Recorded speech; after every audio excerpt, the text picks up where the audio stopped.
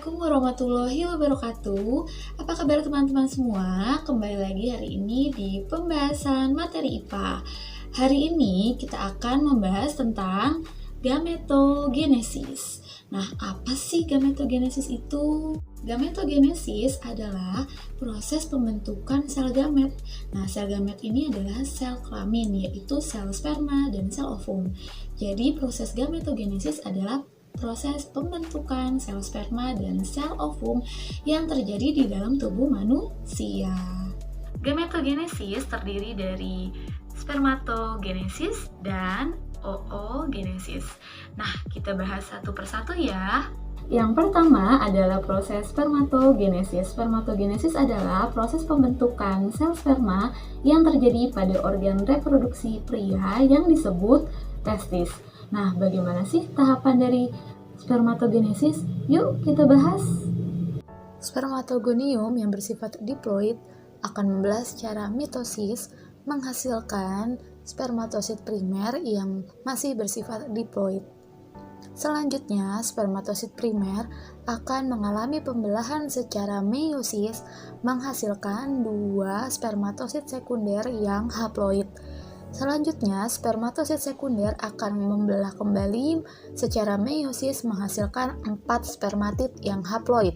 Spermatid ini nantinya akan berkembang menjadi sel spermatozoa. Jadi, total sel sperma yang dihasilkan adalah 4 buah. Yang kedua adalah proses oogenesis. Oogenesis merupakan proses pembentukan sel ovum atau sel telur yang terjadi pada organ reproduksi wanita yang disebut ovarium. Nah, bagaimana sih proses oogenesis ini? Yuk kita bahas.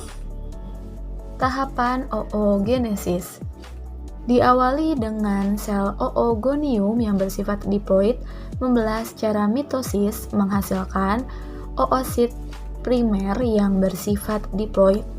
Kemudian oosit primer membelah secara meiosis menghasilkan oosit sekunder yang bersifat haploid dan badan polar 1 yang bersifat haploid. Oosit sekunder akan membelah kembali secara meiosis menghasilkan ootit yang bersifat haploid dan badan polar 2 yang bersifat haploid. Badan polar 1 juga akan membelah secara meiosis menghasilkan dua sel badan polar 2 yang bersifat haploid. Ootit kemudian berkembang menjadi ovum.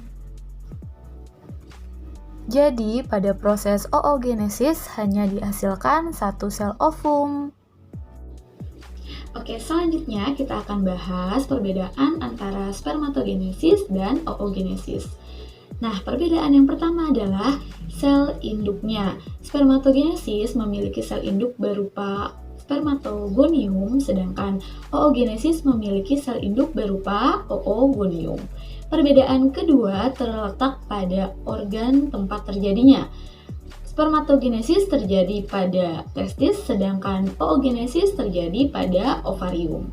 Perbedaan yang ketiga adalah hasilnya. Spermatogenesis menghasilkan 4 sel spermatozoa, sedangkan oogenesis hanya menghasilkan 1 sel ovum. Nah, itu tadi penjelasan dari materi gametogenesis. Semoga teman-teman semua dapat memahami materi gametogenesis ini ya. Sampai bertemu di pembahasan materi IPA selanjutnya. Wassalamualaikum warahmatullahi wabarakatuh. Sampai jumpa.